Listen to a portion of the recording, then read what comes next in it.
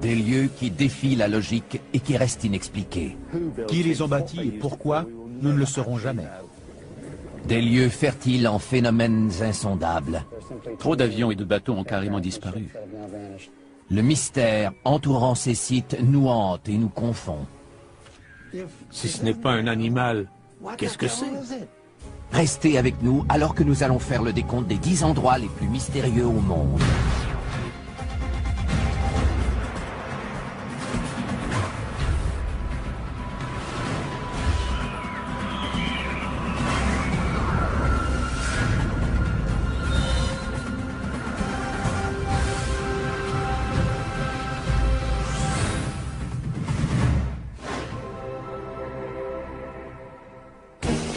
Ce sont des énigmes, des endroits mystérieux que ni le temps ni la science n'ont réussi à expliquer.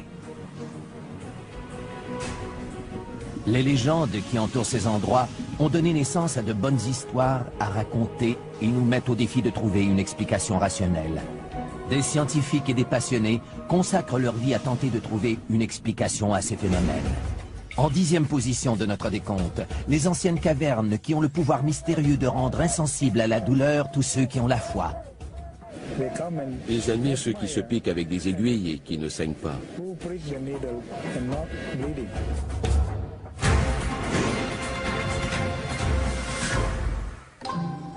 Trois anciennes cavernes de chaux se trouvent près de la capitale de la Malaisie, Kuala Lumpur. Ces cavernes s'élèvent à 55 mètres au-dessus de la jungle avoisinante. Ces cavernes, qu'on appelle les cavernes de Batu, abritent un temple hindou et sont la résidence du dieu hindou du pouvoir, le seigneur Murugan.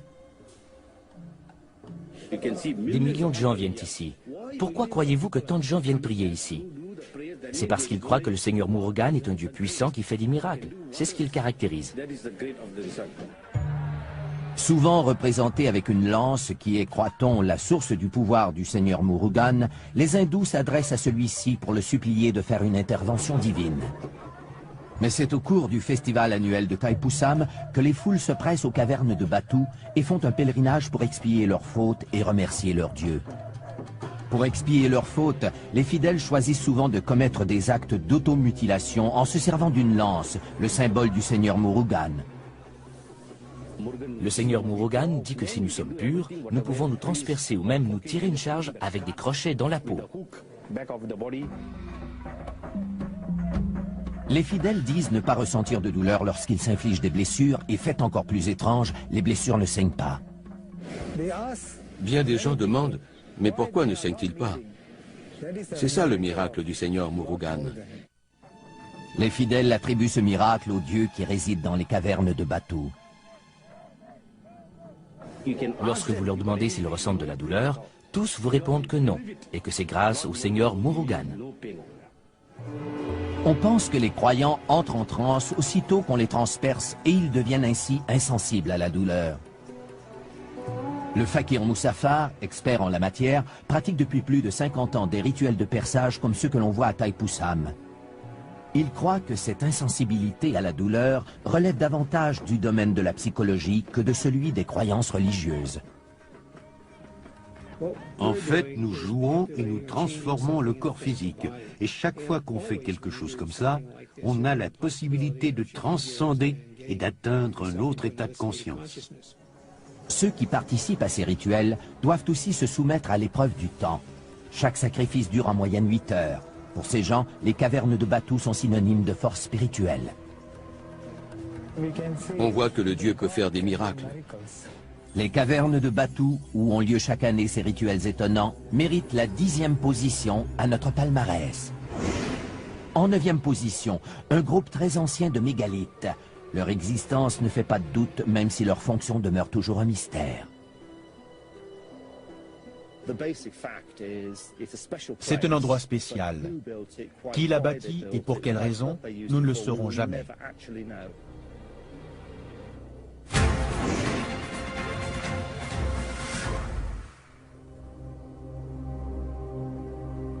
Une énigme très ancienne dont nous n'avons pas la clé. L'étrange groupe de piliers préhistoriques que l'on connaît sous le nom de Stonehenge se dresse, silencieux, dans la campagne anglaise depuis 3500 ans. On a dit qu'ils provenaient de l'espace, que c'était un calendrier solaire ou mathématique construit par les Égyptiens. Ce que l'on sait, c'est que ce projet gigantesque a débuté il y a plus de 5000 ans et qu'on en a mis 1500 à le compléter. Des générations s'y sont succédées et ont érigé ces pierres qui pèsent jusqu'à 35 tonnes. Les pierres ont été transportées par l'homme. Les plus grosses proviennent de Marlborough Downs, qui se trouve à 30 km au nord. Les plus petites, connues sous le nom de pierres bleues, proviennent du pays de Galles occidentale, à plus de 320 km d'ici. On ignore quelles routes ont été empruntées et comment les pierres ont été transportées jusqu'ici. Nous n'avons pas d'informations.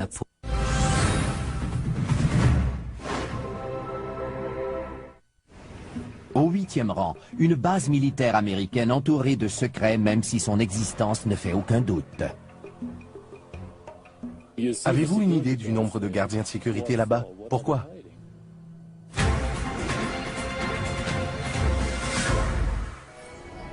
Dans le désert au nord de Las Vegas, existe un espace aérien militaire avec un accès limité de 1500 km². La base militaire qui porte aujourd'hui le nom de Groom Lake Test Facility est mieux connue sous le nom de Zone 51. Tapi au fond de ces collines inhospitalières, l'endroit est si secret que les intrus sont avertis qu'ils risquent la mort s'ils pénètrent dans ces lieux. Malgré des mesures et des dispositifs de sécurité imposants, le gouvernement américain nie l'existence de ce lieu depuis 50 ans. Jusqu'à tout récemment, le gouvernement était réticent à reconnaître que des expériences étaient menées à cet endroit. Steve Aftergood est analyste à la Fédération des scientifiques américains, une organisation qui se consacre à la diffusion d'informations confidentielles. Les Américains sont de nature rébarbative quant aux secrets qui entourent certaines choses. Pourquoi veulent-ils garder le secret? Ont-ils quelque chose à cacher? La Zone 51 doit sa réputation au mystère entourant un événement insolite qui s'est déroulé à Roswell, au Nouveau-Mexique. Le 8 juillet 1947, les militaires annoncent que les restes d'une soucoupe volante écrasée ont été récupérés. Quelques heures plus tard, la nouvelle est démentie. Ce qu'on pensait être une soucoupe volante était en fait un ballon météorologique. Le démenti du gouvernement est perçu comme une tentative d'étouffer l'affaire. L'affaire Roswell, à cette époque, a fait beaucoup de bruit. Selon moi, le scénario le plus plausible est que s'il y a vraiment eu un écrasement de soucoupe, je suis sûr qu'ils ont fait analyser les débris sur place à Groom Lake afin d'intégrer cette nouvelle technologie à nos connaissances en aérodynamique.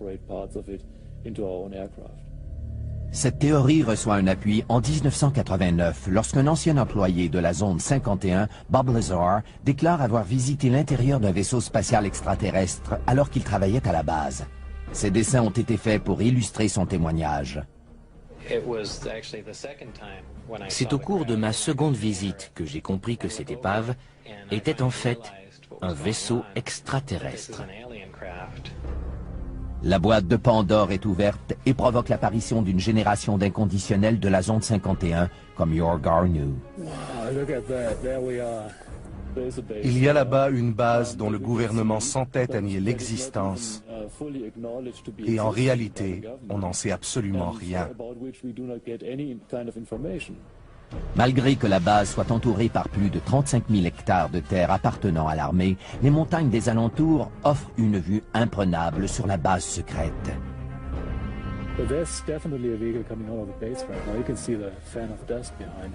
C'est de ce poste d'observation que Yor Garneau a repéré des choses qui lui font croire que cette base n'est pas une base militaire ordinaire. J'ai vu d'étranges lumières dans le ciel qui provenaient d'avions qui faisaient des manœuvres très inhabituelles. Un des avions que j'ai pu observer n'était qu'un fuselage, sans ailes. Yor Garneau n'est pas le seul à avoir aperçu des choses étranges. Il existe plus de 2000 rapports concernant des objets volants non identifiés qui auraient été repérés dans l'espace aérien de la base du Nevada. Je pense qu'on perd notre temps à épiloguer sur les extraterrestres, les ovnis et toutes ces choses-là. En réalité, ce que l'on fait là-bas depuis approximativement 50 ans, c'est de développer et tester des avions militaires à la fine pointe de la technologie. Le secret entourant toutes ces opérations continue d'alimenter les soupçons. Je ne peux ni confirmer ni infirmer l'existence d'un vaisseau spatial extraterrestre. Je pense que les fonctionnaires peuvent tirer une leçon de cette histoire. Si c'est trop secret pour en justifier l'existence au peuple américain, cela signifie que ces mesures sont tout simplement trop secrètes. Pour avoir réussi à mystifier les Américains pendant un demi-siècle, la Zone 51 vole jusqu'à la 8e position de notre palmarès.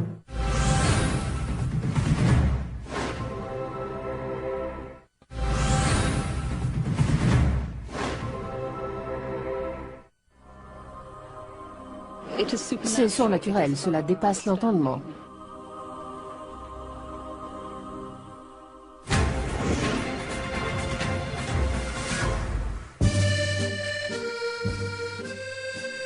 Niché au pied des Pyrénées dans le sud-ouest de la France, se trouve le sanctuaire de Notre-Dame de Lourdes. Tous les ans, plus de 6 millions de malades et d'infirmes y font un pèlerinage en espérant un miracle. J'ai été témoin d'une foule de petits miracles qui se sont produits ici. Les gens disaient « c'est une coïncidence », mais c'était plus qu'une coïncidence. Le premier miracle se produit tôt au printemps de 1858, lorsque les Soubirous, de pauvres fermiers, envoient leur fille Bernadette, âgée de 14 ans, chercher du bois dans la forêt. Bernadette a enlevé ses chaussures pour traverser le ruisseau et aller dans la grotte pour trouver du bois. Elle a entendu un bruit comme un souffle de vent. Elle n'a rien ressenti, n'a rien vu, mais lorsqu'elle a relevé la tête, elle a vu la Vierge Marie dans une crevasse. Bernadette rapporte qu'au cours des 5 mois suivants, la mystérieuse dame de la grotte lui apparaît 17 fois. La dame demande à Bernadette de dire au prêtre de faire de ce lieu un lieu de recueillement et d'y construire une chapelle. Le curé de la paroisse, pas très enthousiaste, lui dit que si cette dame voulait une église, elle devait d'abord se faire connaître. Bernadette retourne donc à la grotte et lorsque la dame lui apparaît, elle lui demande « Quel est votre nom ?» et elle lui répond « Je suis l'Immaculée Conception ». Le curé enquête sur les apparitions et 4 ans plus tard, il consent à ce qu'une chapelle soit construite sur les lieux. Cette chapelle sera nommée le sanctuaire de Notre-Dame de Lourdes.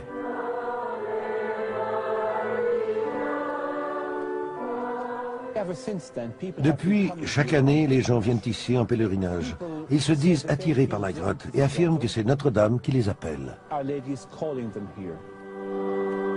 Des milliers de fidèles atteints de maladies incurables se sont dit miraculeusement guéris, mais seul un petit pourcentage de ces cas est considéré comme de vrais miracles. Depuis que Lourdes existe, 6500 personnes ont déclaré avoir été miraculeusement guéries. Toutefois, 66 cas seulement ont été officiellement reconnus par le Bureau international de médecine comme des guérisons miraculeuses. On pense que ces guérisons sont attribuables à l'eau de source qui coule tout près. Les gens vont à la source et y boivent. Ils s'aspergent et s'immergent dans cette eau miraculeuse dans l'espoir de guérir. Il y a environ 8 ans, on a découvert que je souffrais d'arthrite rhumatismale. Il y a 3 ans, j'étais pratiquement invalide et on a dû opérer mes 2 genoux. Ce serait très agréable pour moi si la Vierge Marie entendait ma prière et faisait en sorte que je sois guérie.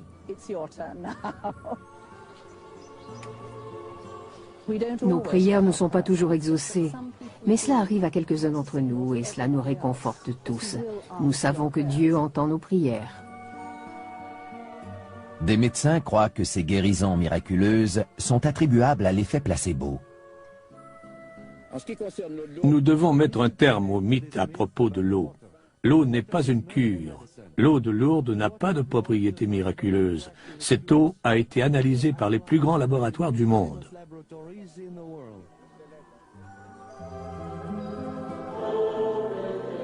C'est peut-être vrai au point de vue scientifique, mais la foi des fidèles n'est pas remise en question pour autant.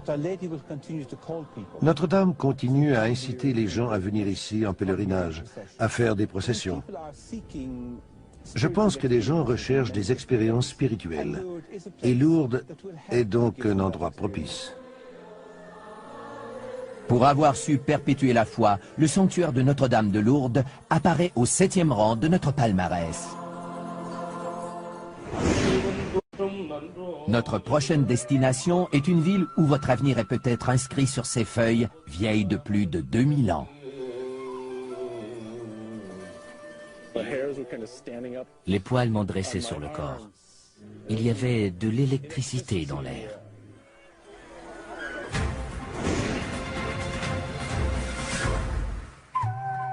Il y a environ 2000 ans, à l'époque du Christ, 7 sages indiens appelés les Saptirashi ont écrit sur des feuilles de palmier les grandes lignes de la vie de toutes les personnes qui vivent sur la terre. 1200 ans plus tard, les feuilles sont découvertes dans un temple de la ville de Vaishti-Varankoil, l'épicentre de l'astrologie situé dans le sud de l'Inde. C'est ici que vivent les liseurs de Nadi, des astrologues qui depuis 600 ans utilisent les anciens écrits sanscrits pour prédire l'avenir et connaître le passé. Vous ne pouvez lire les feuilles qu'ici. Ce n'est pas pareil si vous apportez les feuilles ailleurs pour les lire.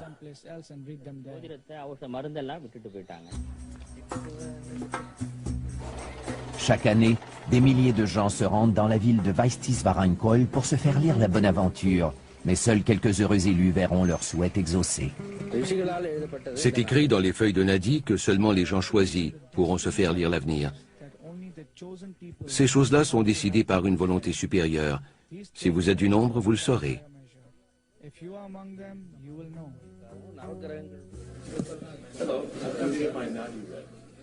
Robert Bruce est un écrivain et un musicien américain qui s'est rendu dans le sud de l'Inde pour savoir s'il faisait partie des élus. Se servant de l'empreinte du pouce de Bruce, les liseurs de Nadi consultent des millions de feuilles à la recherche de celle qui a été écrite pour lui il y a 2000 ans. Je viens ici avec un esprit ouvert.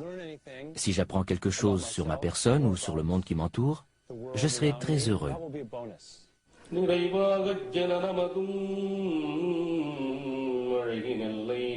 Les écrits sont traduits en poèmes et chantés comme ils l'ont toujours été depuis des centaines d'années.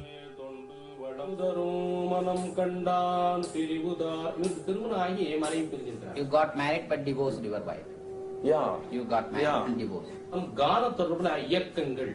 You are a music director by profession. That's right. Yeah. Phillips is your father name. Felix, yeah, that's Phillips correct. That's correct. That's correct. Evelyn.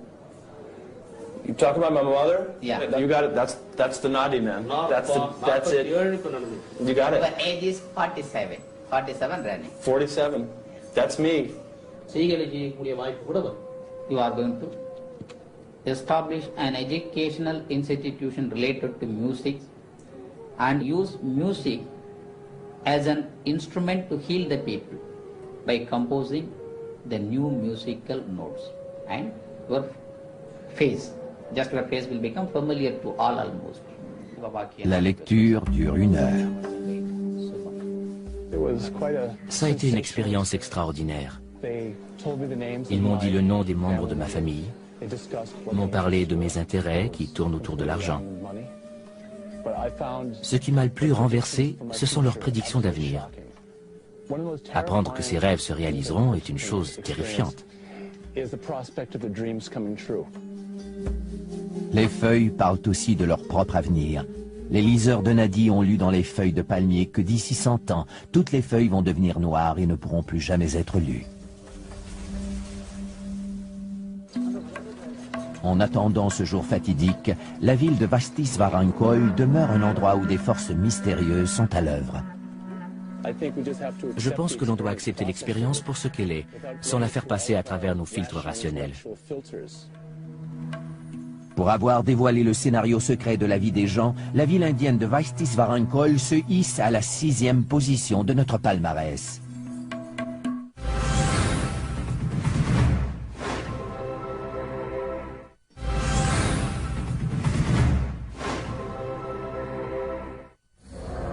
À la 5e position, une force inconnue entraîne ses victimes par le fond.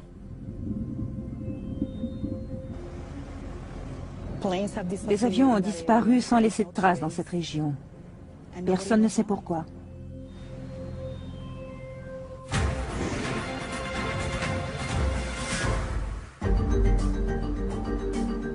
De la pointe des Bermudes jusqu'à l'île de Porto Rico, en longeant la côte de la Floride, le triangle des Bermudes occupe un espace d'environ 4 millions de kilomètres carrés de ciel et de mer. Depuis 50 ans, des escadrons entiers d'avions, un nombre incalculable de bateaux sont disparus dans cette zone, pour la plupart sans laisser de traces. Trop d'avions et d'embarcations ont disparu pour que ce soit une coïncidence. Au siècle dernier, il y en a eu 300. L'endroit, connu sous le nom de Triangle du Diable, attire la première fois l'attention du monde à l'hiver 1945, alors que l'escadron 19 disparaît corps et biens. Le vol 19 était un escadron de 5 bombardiers Avenger Torpedo. Ils se sont complètement perdus après que le commandant d'escadre ait signalé que la boussole fonctionnait mal. On ne les a plus jamais revus. Un avion de sauvetage a été dépêché sur les lieux et il a lui-même disparu avec ses 13 membres d'équipage. Malgré le nombre imposant d'opérations de sauvetage dans la région, 2000 par année, la garde côtière ne reconnaît pas officiellement le triangle des Bermudes comme une zone géographiquement dangereuse pour les avions et les bateaux.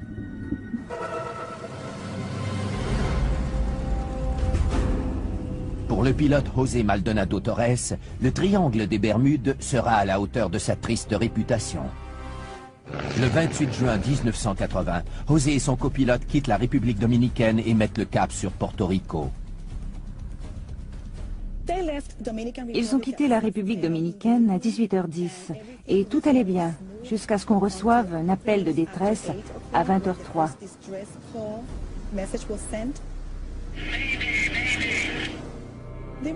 Ils essayaient d'entrer en contact avec la tour de contrôle de Porto Rico. Ils ont seulement réussi à entrer en communication avec un appareil de la flotte Iberia, le vol 976, qui volait vers l'Espagne en provenance de Saint-Domingue.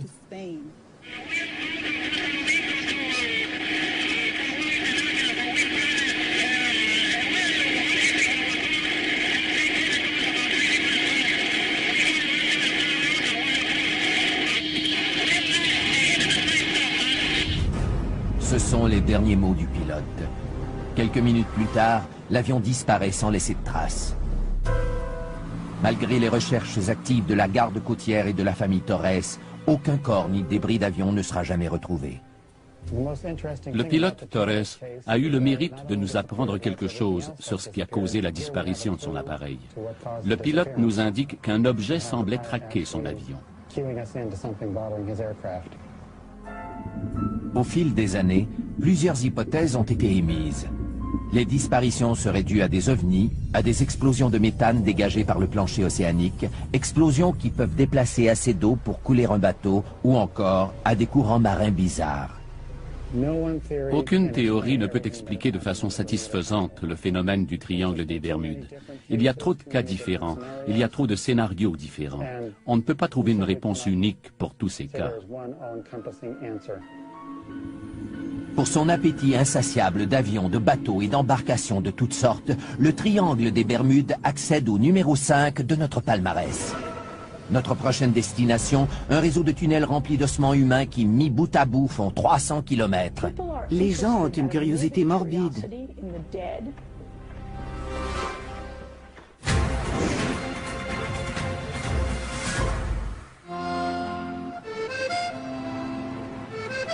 Sous les rues animées de Paris reposent les restes de 7 millions de personnes dans la quiétude et l'humidité des catacombes.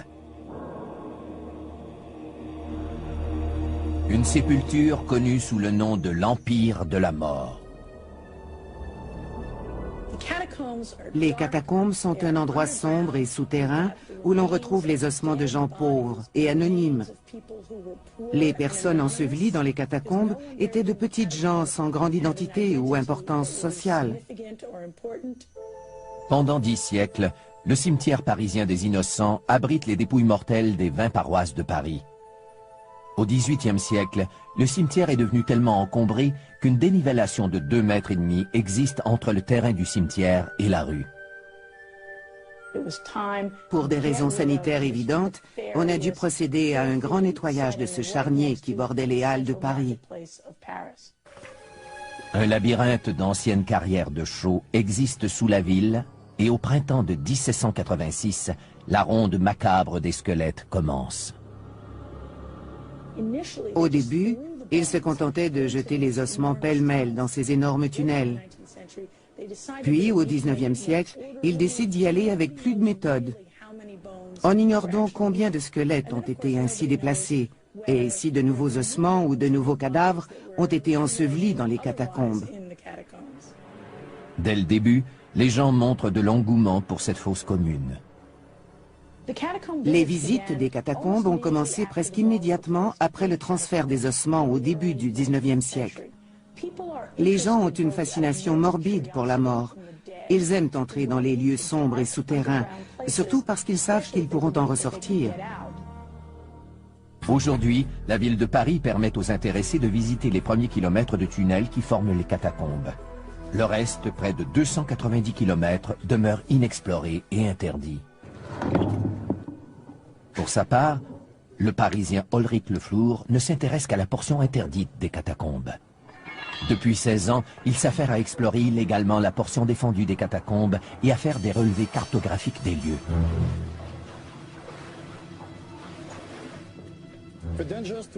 Les dangers qui guettent un amateur de catacombes sont nombreux. Le premier est d'être pincé par la police et le second d'être tué par un éboulis lorsque nous creusons pour élargir un tunnel.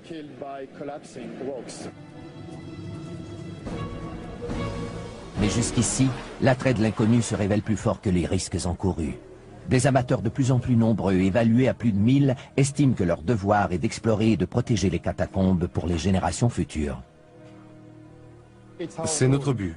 En faisant ce que nous faisons, nous cherchons à nous assurer que ces lieux seront davantage protégés qu'ils ne le sont aujourd'hui. Dans les catacombes, il existe des endroits qui restent inexplorés, qui sont en dehors du circuit touristique. L'histoire nous a toujours confrontés à des mystères inhabituels et non résolus. Si des gens passent plus de temps dans les catacombes, ils peuvent trouver de nouvelles façons de réfléchir sur la relation des vivants avec la mort, au XIXe siècle et même de nos jours. En tant qu'extraordinaire sanctuaire de la mort, les catacombes se feraient un passage jusqu'à la 4e position de notre palmarès.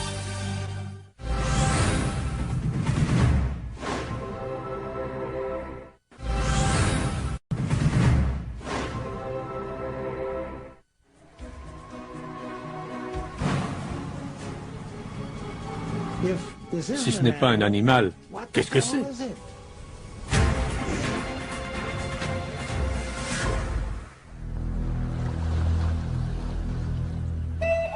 Au cœur des montagnes d'Écosse, on retrouve un plan d'eau qui s'étend sur une distance de 38 km et qui recouvre une faille sismique d'une profondeur de 250 mètres.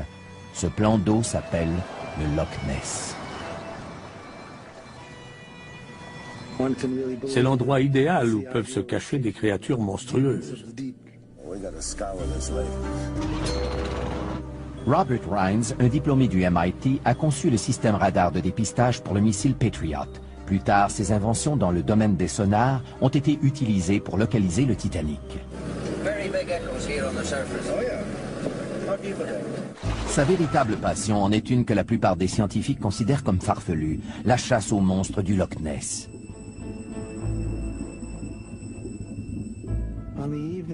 Le soir du 23 juin 1972, jamais je n'oublierai cette date, j'ai vu cette immense forme arrondie qui émergeait des eaux calmes. La bête avait la peau grise, tachetée de brun. Elle s'est rendue dans la baie, s'est retournée et a plongé. Si ce n'est pas un animal, qu'est-ce que c'est? Il y a 65 millions d'années, des reptiles géants comme le plésiosaure vivaient dans l'eau. Depuis, ces monstres marins ont disparu de la planète. Mais est-ce bien sûr? Il y a 17 000 ans, le Loch Ness était un immense cube de glace. Si les plésiosaures y habitent aujourd'hui, ils auraient dû contourner les icebergs pour y accéder. Et toutes les recherches scientifiques n'ont rien trouvé. Pas une seule carcasse, ni poils, ni os, rien. Quant aux photos, aucune ne fait l'unanimité. Dans les années 30, une première photo du monstre, affectueusement surnommé Nessie, fera le tour du monde avant qu'on s'aperçoive qu'il s'agissait d'un trucage. Dans les années qui suivent, un nombre record d'apparitions du monstre sera enregistré. À ce jour, les preuves les plus sérieuses proviennent de Robert Rines et de son équipe de chercheurs. Nos caméras automatiques sous-marines sont programmées pour prendre des photos à intervalles réguliers. Nous les avons installées dans la baie où nous avions aperçu la silhouette. Sur l'une d'entre elles, on a vu ce qui m'apparaît incontestable, soit le ventre d'un animal à long cou. On peut même percevoir le contour des yeux et de la bouche.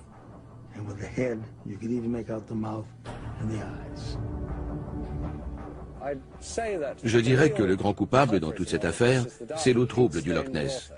N'importe quelle photo prise dans ce lac sera controversée, parce que les photos sont rarement claires.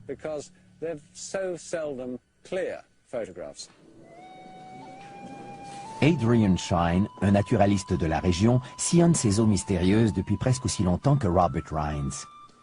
Il a trouvé une explication rationnelle à presque toutes les apparitions du monstre, qui se chiffrent aujourd'hui à plus de 1000.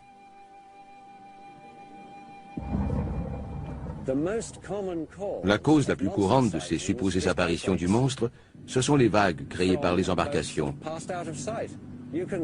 À la surface du Loch Ness, on voit apparaître de grosses bosses que certaines personnes, beaucoup de gens en fait, confondent avec le dos du monstre.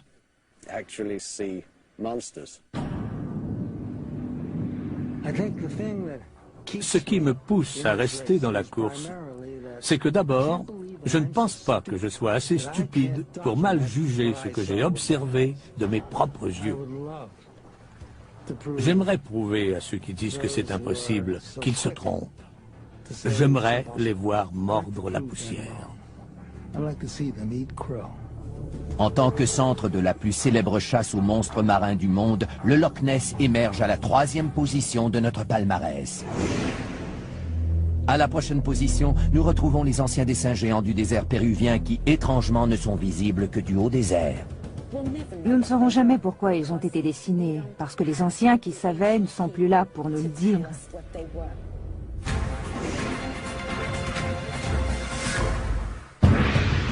Dans la vallée, au creux des Andes, on peut apercevoir d'immenses dessins d'animaux et des motifs géométriques gravés au sol. Ces dessins, longs de près de 2 km, ont été créés par le peuple Nazca il y a plus de 2000 ans.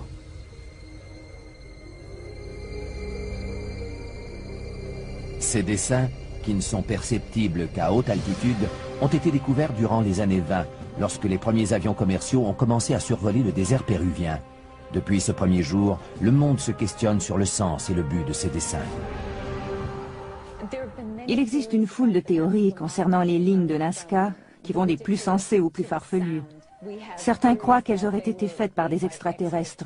Ce sont les mêmes qui disent qu'elles pointent vers les étoiles, que les lignes de Nazca, ces géoglyphes géants, sont le plus grand livre d'astronomie du monde.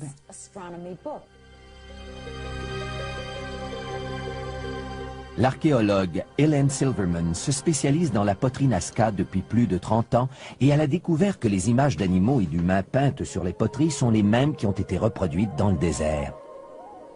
Ces dessins biomorphiques vont de l'araignée qui fait 45 mètres au condor qui atteint 135 mètres.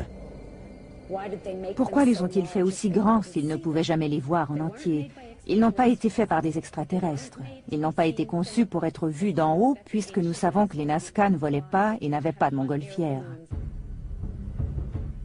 La seule chose qui ne soit pas un mystère pour personne, c'est la façon dont ces biomorphes ont été faits. Ils ont enlevé la couche supérieure du sol, mettant à jour la couche sous-jacente de couleur plus claire, puis ils ont installé des roches pour en souligner le contour. Les lignes Nazca ont été parfaitement préservées grâce au climat extrêmement aride qui prévaut dans cette région désertique. C'est cette pénurie de pluie qui laisse croire à certains chercheurs que ces dessins sont plus qu'une œuvre d'art. David Johnson est un chercheur Nazca qui utilise une baguette de sourcier pour localiser les sources d'eau souterraines.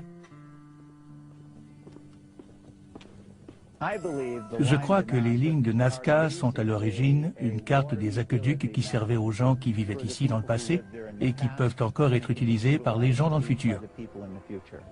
En observant les petites oscillations de ces baguettes spéciales causées par les subtiles énergies de la Terre, David croit qu'il a mis à jour un ancien réseau d'aqueducs que les Nazca appelaient Puquios.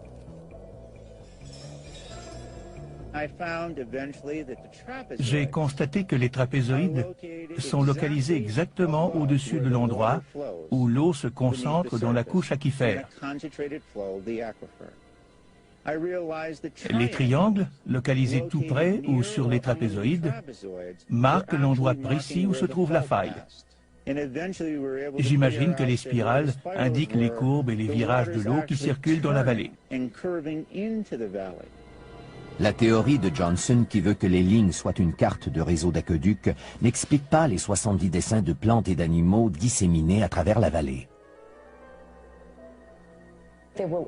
Les lignes de Nazca resteront toujours une énigme. Pourquoi cette échelle, cette dimension, toute cette magnificence, et dans quel but précis ont-elles été tracées? Pour avoir converti le sol aride du désert en galerie d'art ancien, les lignes de Nazca sont à jamais gravées à la 2e position de notre palmarès.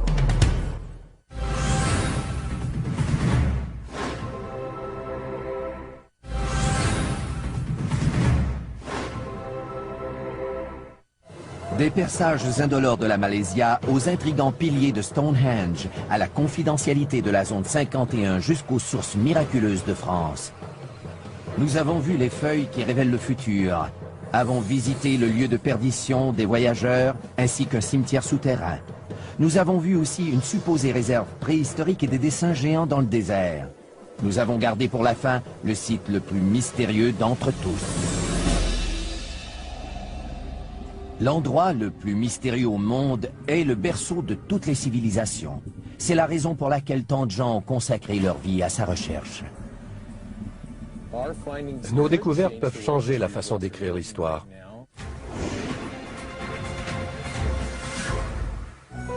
En l'an 350 avant Jésus-Christ, le philosophe Platon écrit sur ce monde utopique qu'il appelle l'Atlantide. Les habitants de ce continent mythique, d'où l'océan Atlantique tire son nom, sont décrits par Platon comme faisant partie d'une civilisation très avancée. À son apogée, l'Atlantide était un pays magnifique. Sa société était très évoluée.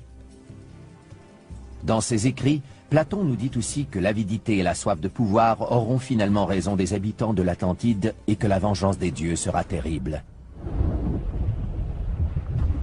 Des volcans et des tremblements de terre détruiront le continent qui disparaît dans l'océan. Platon raconte que les habitants quittent le continent à bord d'embarcations à la recherche de nouveaux territoires. Ils contribueront à faire évoluer les civilisations avoisinantes, toujours à l'âge de pierre.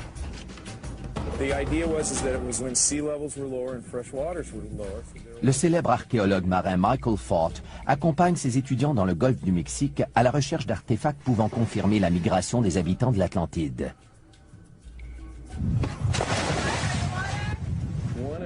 Un des grands mystères de la science est de savoir comment le Nouveau Monde s'est peuplé. C'est une question très intéressante. D'ailleurs, lorsque Christophe Colomb a découvert l'Amérique, la première question qu'il s'est posée a été celle-ci. Mais d'où viennent donc tous ces gens? 10 000 ans avant Jésus-Christ, il y a eu une explosion démographique en Amérique. Cela correspond à l'époque où l'Atlantide a été engloutie. Il est donc logique de penser que ces gens se soient déplacés et qu'ils soient venus dans le sud-ouest des États-Unis, au Mexique, au Yucatan et dans les régions avoisinantes. Des preuves de l'existence de l'Atlantide seront trouvées dans les Caraïbes, prédit le grand médium Edgar Cayce dans les années 30.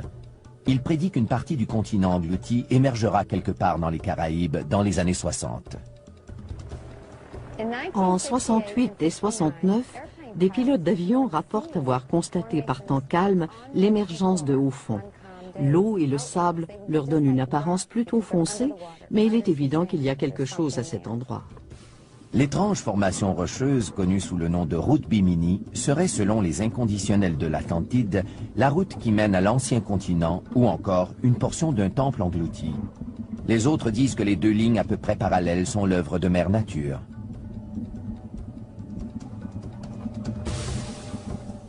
Ce sont des roches carrées qui ressemblent à des pierres taillées. Quelques-unes sont assez volumineuses et ont la forme d'un J. Pour ma part, je dirais qu'elles semblent avoir été taillées par l'homme avant que cette région ne soit engloutie il y a 10 000 ans. À 1500 km de Bimini, dans le golfe du Mexique, d'autres preuves sont peut-être en train d'être remontées à la surface.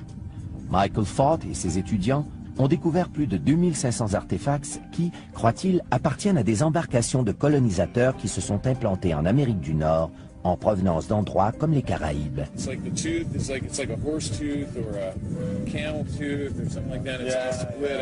A-t-on trouvé des preuves de la migration des habitants de l'Atlantide, ou plutôt des renseignements précieux sur les Paléo-Indiens, les premiers habitants connus d'Amérique?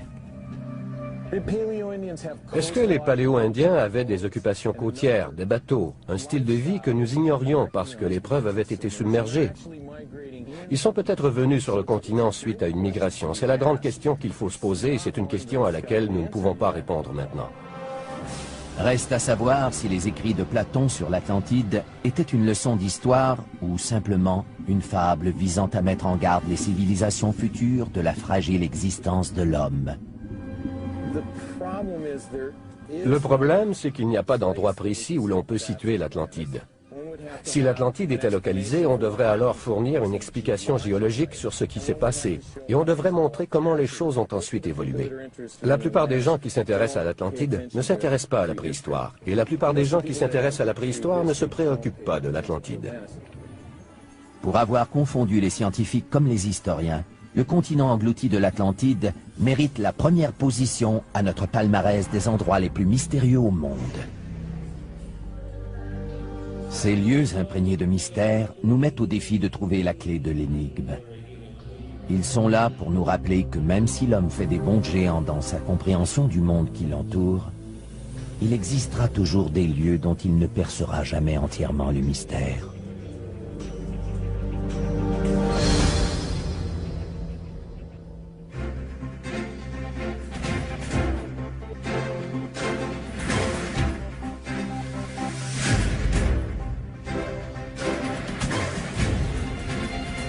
Ce sont des roches carrées qui ressemblent à des pierres taillées. Quelques-unes sont assez volumineuses et ont la forme d'un J. Pour ma part, je dirais qu'elles semblent avoir été taillées par l'homme avant que cette région ne soit engloutie il y a 10 000 ans. À 1500 km de Bimini, dans le golfe du Mexique, d'autres preuves sont peut-être en train d'être remontées à la surface. Michael Fott et ses étudiants ont découvert plus de 2500 artefacts qui, croient-ils, appartiennent à des embarcations de colonisateurs qui se sont implantés en Amérique du Nord en provenance d'endroits comme les Caraïbes.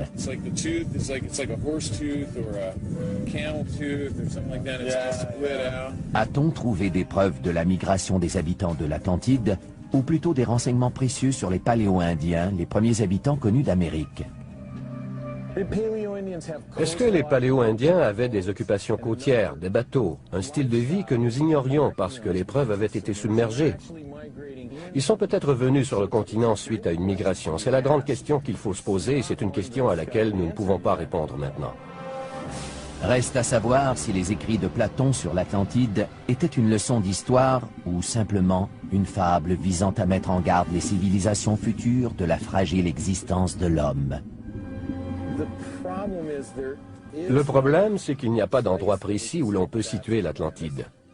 Si l'Atlantide était localisée, on devrait alors fournir une explication géologique. Que Yor Garneau a repéré des choses qui lui font croire que cette base n'est pas une base militaire ordinaire. J'ai vu d'étranges lumières dans le ciel qui provenaient d'avions qui faisaient des manœuvres très inhabituelles. Un des avions que j'ai pu observer n'était qu'un fuselage, sans ailes. Yor Garneau n'est pas le seul à avoir aperçu des choses étranges. Il existe plus de 2000 rapports concernant des objets volants non identifiés qui auraient été repérés dans l'espace aérien de la base du Nevada. Je pense qu'on perd notre temps à épiloguer sur les extraterrestres, les ovnis et toutes ces choses-là. En réalité, ce que l'on fait là-bas depuis approximativement 50 ans, c'est de développer et tester des avions militaires à la fine pointe de la technologie. Le secret entourant toutes ces opérations continue d'alimenter les soupçons. Je ne peux ni confirmer ni infirmer l'existence d'un vaisseau spatial extraterrestre. Je pense que les fonctionnaires peuvent tirer une leçon de cette histoire. Si c'est trop secret pour en justifier l'existence au peuple américain, cela signifie que ces mesures sont tout simplement trop secrètes. Pour avoir réussi à mystifier les Américains pendant il y a environ 2000 ans, à l'époque du Christ, 7 sages indiens appelés les Saptirashi ont écrit sur des feuilles de palmier les grandes lignes de la vie de toutes les personnes qui vivent sur la Terre. 1200 ans plus tard, les feuilles sont découvertes dans un temple de la ville de Vaistivarainkoil, l'épicentre de l'astrologie situé dans le sud de l'Inde. C'est ici que vivent les liseurs de Nadi, des astrologues qui depuis 600 ans utilisent les anciens écrits sanscrits pour prédire l'avenir et connaître le passé. Vous ne pouvez lire les feuilles qu'ici. Ce n'est pas pareil si vous apportez les feuilles ailleurs pour les lire.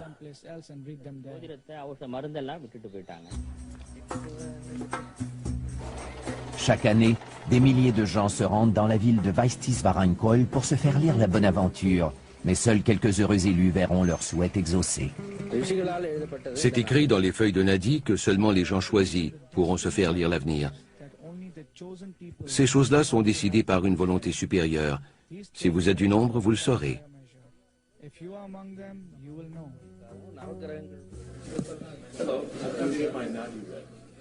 Robert Bruce est un écrivain et un musicien américain qui s'est rendu dans le sud de l'Inde pour savoir s'il faisait partie des élus. Se servant de l'empreinte du pouce de Bruce, les liseurs de Nadi consultent des millions de feuilles à la recherche de celle qui a été écrite pour lui il y a 2000 ans. Lumière dans le ciel qui provenait d'avions qui faisaient des manœuvres très inhabituelles. Un des avions que j'ai pu observer n'était qu'un fuselage, sans ailes. Yor Garnu n'est pas le seul à avoir aperçu des choses étranges. Il existe plus de 2000 rapports concernant des objets volants non identifiés qui auraient été repérés dans l'espace aérien de la base du Nevada. Je pense qu'on perd notre temps à épiloguer sur les extraterrestres, les ovnis et toutes ces choses-là. En réalité, ce que l'on fait là-bas depuis approximativement 50 ans, c'est de développer et tester des avions militaires à la fine pointe de la technologie. Le secret entourant toutes ces opérations continue d'alimenter les soupçons. Je ne peux ni confirmer ni infirmer l'existence d'un vaisseau spatial extraterrestre. Je pense que les fonctionnaires peuvent tirer une leçon de cette histoire. Si c'est trop secret pour en justifier l'existence au peuple américain, cela signifie que ces mesures sont tout simplement trop secrètes. Pour avoir réussi à mystifier les Américains pendant un demi-siècle, la zone 51 vole jusqu'à la 8e position de notre palmarès. Et on a dû opérer mes 2 genoux. Ce serait très agréable pour moi si la Vierge Marie entendait ma prière et faisait en sorte que je sois guérie.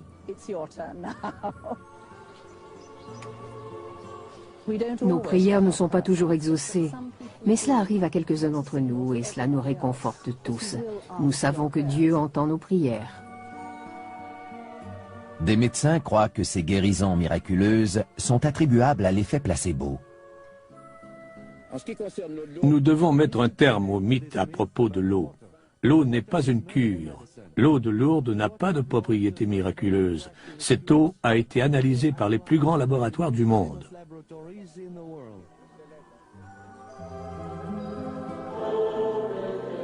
C'est peut-être vrai au point de vue scientifique, mais la foi des fidèles n'est pas remise en question pour autant. Notre-Dame continue à inciter les gens à venir ici en pèlerinage, à faire des processions.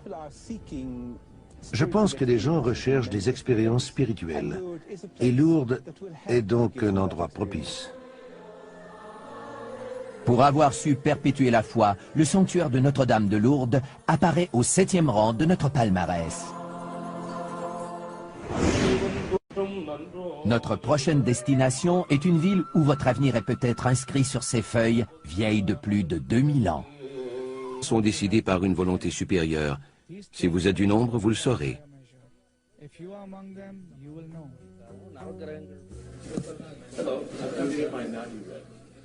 Robert Bruce est un écrivain et un musicien américain qui s'est rendu dans le sud de l'Inde pour savoir s'il faisait partie des élus.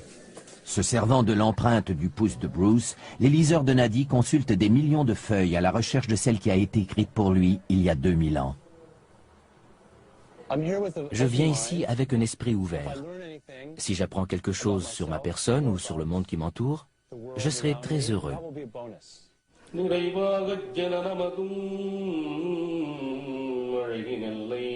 Les écrits sont traduits en poèmes et chantés comme ils l'ont toujours été depuis des centaines d'années.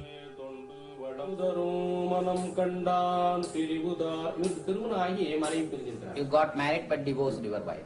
Yeah. You got married and divorced. இயக்கங்கள். You are a music director by profession. That's right. Yeah.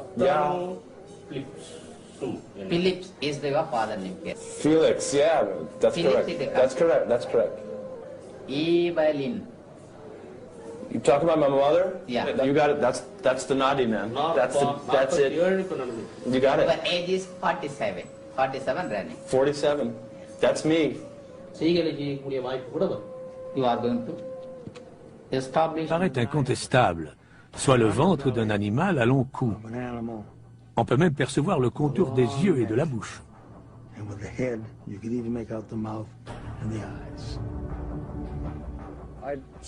Je dirais que le grand coupable dans toute cette affaire, c'est l'eau trouble du Loch Ness. N'importe quelle photo prise dans ce lac sera controversée, parce que les photos sont rarement claires.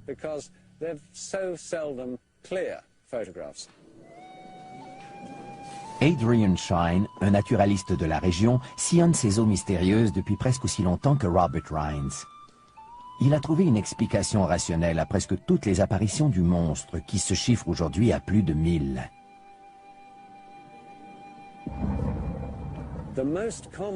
La cause la plus courante de ces supposées apparitions du monstre, ce sont les vagues créées par les embarcations.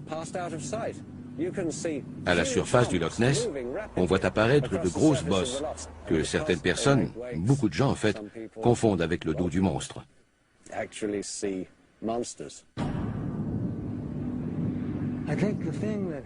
Ce qui me pousse à rester dans la course, c'est que d'abord, je ne pense pas que je sois assez stupide pour mal juger ce que j'ai observé de mes propres yeux. J'aimerais prouver à ceux qui disent que c'est impossible qu'ils se trompent. J'aimerais les voir mordre la poussière. Opérer mes 2 genoux.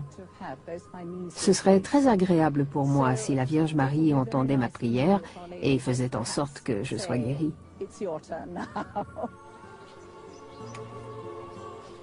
Nos prières ne sont pas toujours exaucées, mais cela arrive à quelques-uns d'entre nous et cela nous réconforte tous. Nous savons que Dieu entend nos prières. Des médecins croient que ces guérisons miraculeuses sont attribuables à l'effet placebo. Nous devons mettre un terme au mythe à propos de l'eau. L'eau n'est pas une cure. L'eau de Lourdes n'a pas de propriétés miraculeuses. Cette eau a été analysée par les plus grands laboratoires du monde.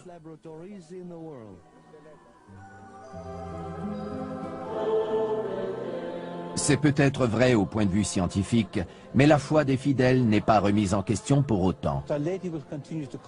Notre-Dame continue à inciter les gens à venir ici en pèlerinage, à faire des processions.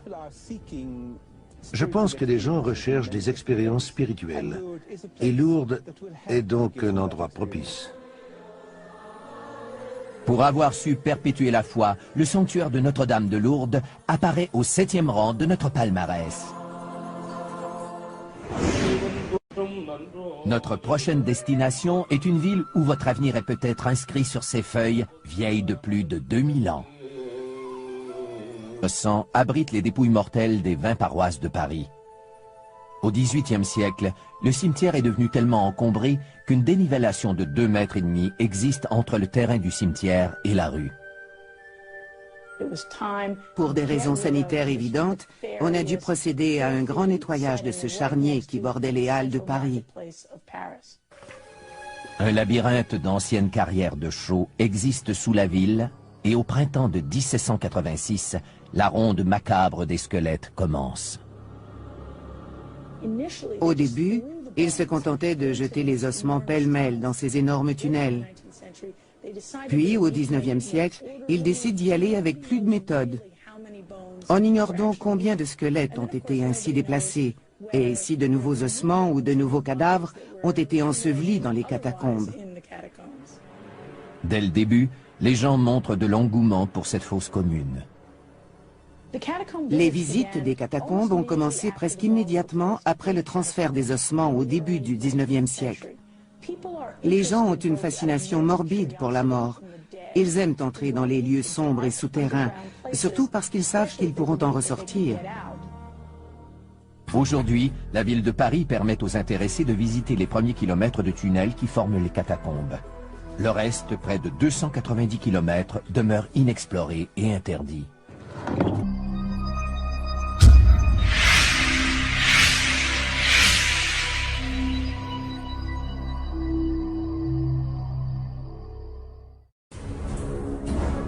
Des lieux qui défient la logique et qui restent inexpliqués.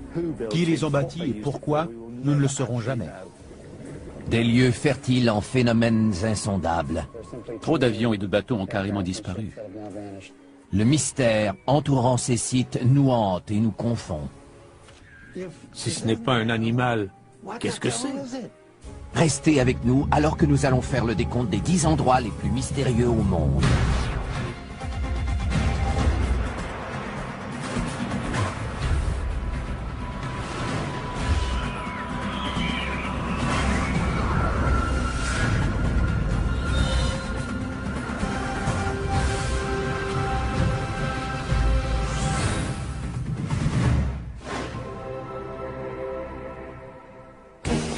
Ce sont des énigmes, des endroits mystérieux que ni le temps ni la science n'ont réussi à expliquer.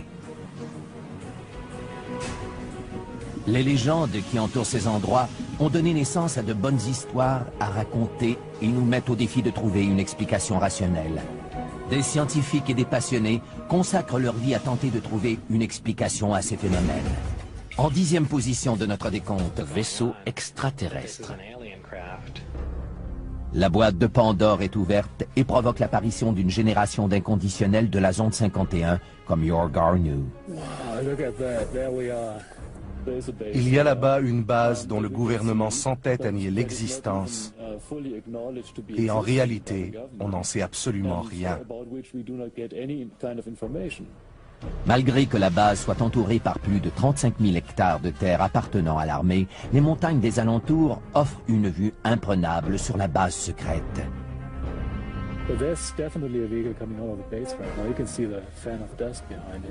C'est de ce poste d'observation que Yor Garnu a repéré des choses qui lui font croire que cette base n'est pas une base militaire ordinaire. J'ai vu d'étranges lumières dans le ciel qui provenaient d'avions qui faisaient des manœuvres très inhabituelles. Un des avions que j'ai pu observer n'était qu'un fuselage, sans ailes. Yor Garnu n'est pas le seul à avoir aperçu des choses étranges.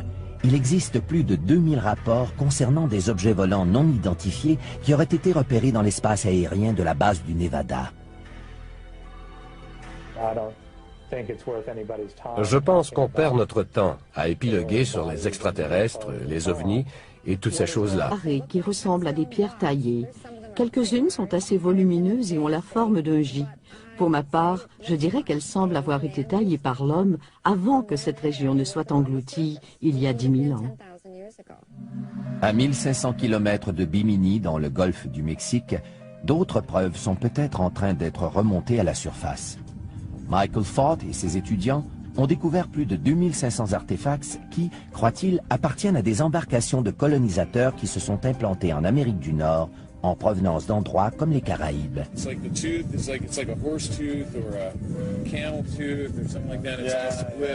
A-t-on trouvé des preuves de la migration des habitants de l'Atlantide, ou plutôt des renseignements précieux sur les Paléo-Indiens, les premiers habitants connus d'Amérique? Est-ce que les Paléo-Indiens avaient des occupations côtières, des bateaux, un style de vie que nous ignorions parce que les preuves avaient été submergées? Ils sont peut-être venus sur le continent suite à une migration. C'est la grande question qu'il faut se poser et c'est une question à laquelle nous ne pouvons pas répondre maintenant. Reste à savoir si les écrits de Platon sur l'Atlantide étaient une leçon d'histoire ou simplement une fable visant à mettre en garde les civilisations futures de la fragile existence de l'homme. Le problème, c'est qu'il n'y a pas d'endroit précis où l'on peut situer l'Atlantide. Si l'Atlantide était localisée, on devrait alors fournir une explication géologique sur ce qui